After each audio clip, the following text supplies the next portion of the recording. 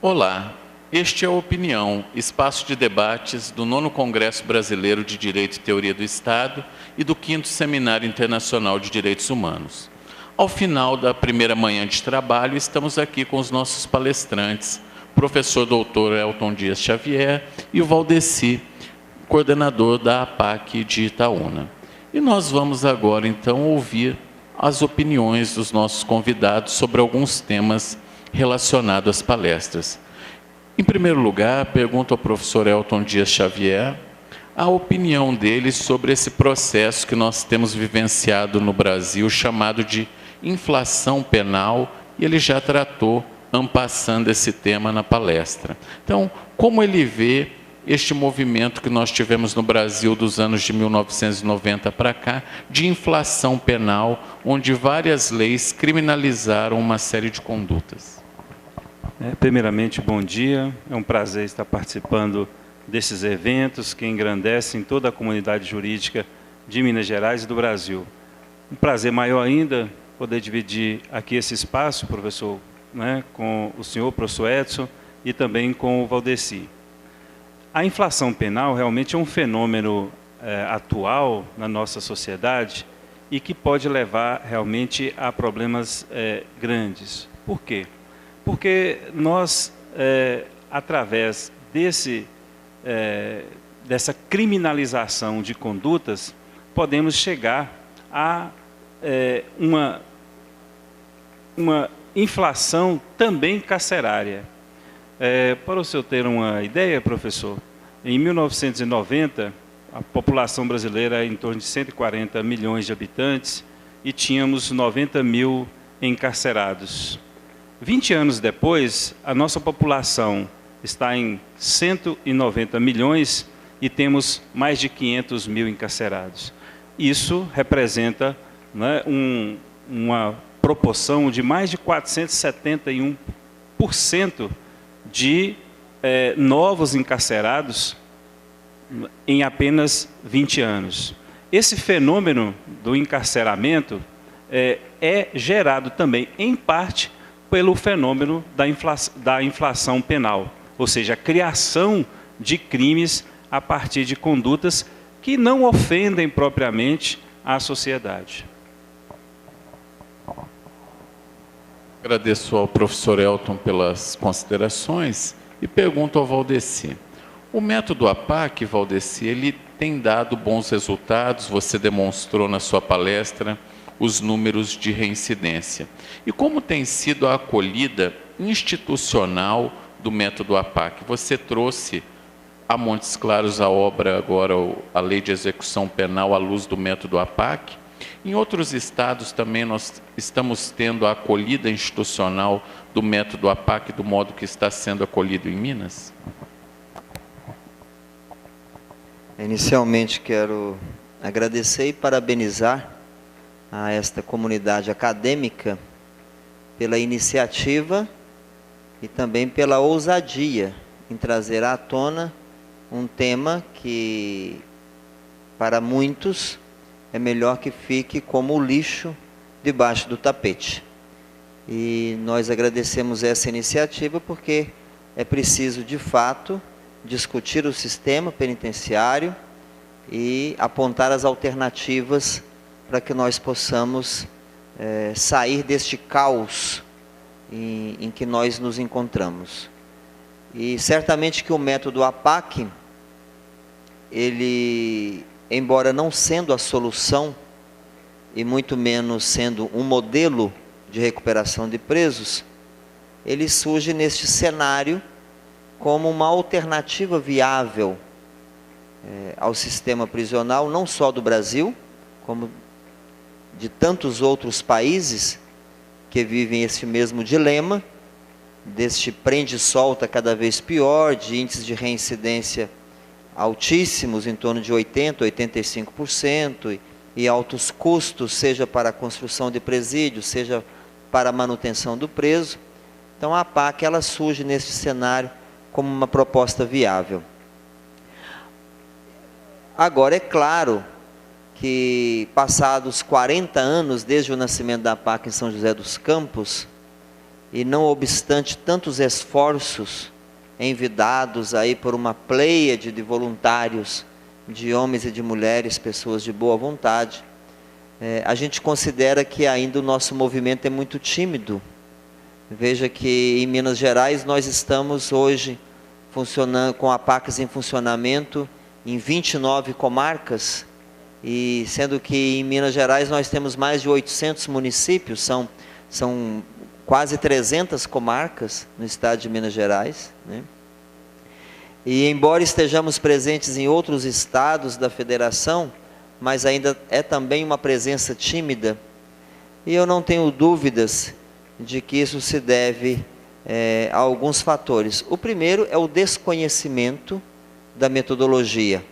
É preciso que a mídia, sobretudo a mídia, ela possa se interessar mais por projetos positivos, como este projeto da APAC e tantos outros projetos positivos que tem no Brasil, e divulgar esses projetos, fazendo quase que um contraponto às notícias que são veiculadas diariamente de tantos crimes e de tanta violência. A violência vai entrando pelos nossos lares através da televisão, do rádio, do jornal, da internet, etc. Então é preciso que a mídia possa colaborar um pouco mais nesse projeto de divulgação da APAC, para que a gente alcance outros municípios, para que a gente possa se instalar em outras comarcas, né?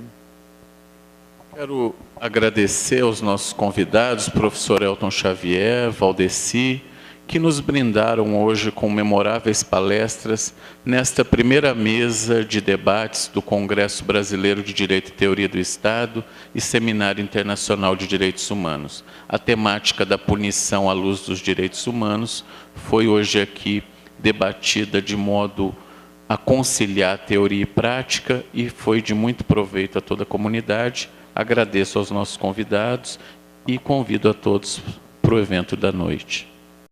Estamos no 9º Congresso Brasileiro de Direito e Teoria do Estado e 5º Seminário Internacional de Direitos Humanos.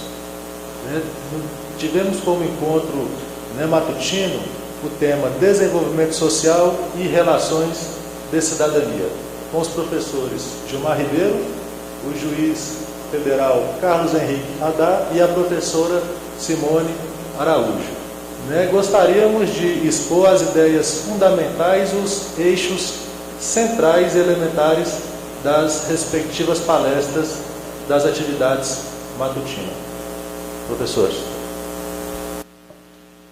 Bom, a proposta da apresentação que foi feita aqui nessa manhã, mestre, era tentar identificar alguns fatores que pudessem nos ajudar a compreender as razões aí que determinam talvez um certo desinteresse por parte das pessoas em participar de processos políticos. Eu apresentei então aqui a estruturação teórica de um projeto de pesquisa que está em construção e que fundamenta-se principalmente nas ideias de que a perda de uma identidade entre governantes e governados poderia sim estar determinando o que temos chamado aqui de apatia política ou letargia política. E que supostamente esse processo poderia ser revertido a partir de uma reformulação teórica e prática dos próprios princípios que fundamentam o regime. Uma melhor articulação desses princípios, ou talvez na prática, uma melhor articulação de instituições e práticas no dia a dia mesmo, fundamentados em princípios democráticos. Então, de uma forma bem objetiva, a proposta foi exatamente trazer essa questão tão preocupante do desinteresse pelos processos democráticos, aproveitando a oportunidade aqui de estarmos no espaço acadêmico, o espaço de discussões, o espaço em que a gente tem a oportunidade de despertar o interesse, dos jovens em assuntos tão cruciais, e creio que de forma bem simples a gente tenha conseguido, pelo menos, trazer o debate no momento. Obrigado, professora. O tema da apresentação foi o crime de trabalho escravo e a atuação da Justiça Federal. O crime de trabalho escravo ele é uma grave violação de direitos humanos. O Brasil já reconheceu sua responsabilidade perante órgãos internacionais de que existe a prática do crime no país, muito embora às vezes ele esteja longe de nossos olhos. Desde 2006, compete à Justiça Federal o julgamento desses processos e a Justiça Federal tem feito seu papel procurando acelerar, julgar esses casos, dar uma resposta para essa grave violação de direitos humanos. O trabalho escravo não é apenas um problema criminal, ele é um problema mais complexo e envolve muito a cadeia produtiva de diversos bens que chegam ao consumidor. Muitos deles têm sua origem em mão de obra escrava, então é bastante importante que o consumidor tenha consciência daquilo que adquire, daquilo que utiliza, porque é uma forma, às vezes, talvez a mais eficaz, né, de coibir a prática, ou seja, não fornecer lucros para aqueles que se beneficiam da mão de obra escrava. Obrigado, professor Carlos Henrique Haddad. Professor Gilmar Ribeiro. Nosso trabalho tem o objetivo de demonstrar uma série de desigualdades regionais e sociais no estado de Minas Gerais. Como exemplo, nós pegamos desde um processo de diferenças sociais e regionais no Brasil, em Minas e também dentro da própria região do norte de Minas Gerais. É um trabalho interessante na medida em que começam algumas discussões hoje sobre a distribuição de renda no Brasil.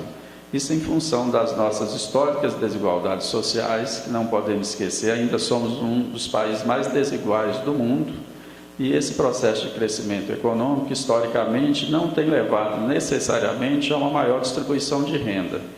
Então, quando nós buscamos autores como Celso Furtado para discutir as diferenças regionais no Brasil, isso se torna muito importante porque cabe à sociedade como um todo, ao Estado, buscar formas efetivas de distribuição de renda, paralela ao processo de crescimento econômico. Senão, nós corremos o risco de, como na década de 70, o país crescer significativamente, mas o processo de distribuição de renda continuar da mesma forma. E ele se agrava também no aspecto regional, né? Que hoje no estado de Minas Gerais, uma comparação entre as regiões mais dinâmicas do ponto de vista das relações capitalistas, como a Central e o Triângulo Mineiro, em comparação com o norte de Minas e o Vale de Jequitinhonha, são muito discrepantes, né? E é uma situação hoje para toda a sociedade, para o Estado de forma geral. Muito obrigado, professores. Esse foi o nosso Opinião, Espaço de Debates, trazendo a suma das palestras trabalhadas no 9º Congresso Brasileiro de Direito e Teoria do Estado, que teve como eixo central o desenvolvimento social e relações de cidadania nas atividades do período matutino. Muito obrigado. Bom dia, estamos no 9º Congresso Brasileiro de Direito e Teoria do Estado, no programa Opinião, Espaço de Debates. Estamos aqui com os dois professores que palestraram nessa manhã, o professor Djalma Pinto, que veio de Ceará especialmente para nos brindar com suas ideias, e o professor Edson de Rezende, que veio de Belo Horizonte. E eles responderão a uma questão importante nessas eleições, que diz respeito aos desafios da aplicação da Lei Complementar 135 de 2010, Lei da Ficha Limpa. Pela ordem, o professor Djalma primeiro. Professor Djalma, por favor. Essa lei é uma grande conquista da sociedade brasileira. Ela foi projetada através de uma iniciativa popular, de um projeto de lei complementar de iniciativa popular, que previa a inelegibilidade a partir do recebimento da denúncia por órgão judicial colegiado. O Poder Legislativo, através da Câmara e do Senado, promoveram uma alteração, os deputados e senadores, e a lei foi publicada, então, prevendo a inelegibilidade de quem tenha contra si condenação por órgão judicial colegiado. Me parece que nós precisamos ainda evoluir com um futuro projeto de lei complementar de iniciativa popular para que realmente seja declarado inelegível quem tenha contra si denúncia recebida por órgão judicial colegiado, estando a materialidade do crime comprovada e a sua autoria. Até porque é preciso que a sociedade compreenda que o lugar da representação popular deve ser privativo de pessoas com reputação ilibada, com idoneidade, com vida pregressa compatível com a magnitude da representação popular. Em síntese, o que o povo expressou nesta lei complementar, denominada Lei do Ficha Limpa, é que lugar de delinquente é na penitenciária, não é no parlamento.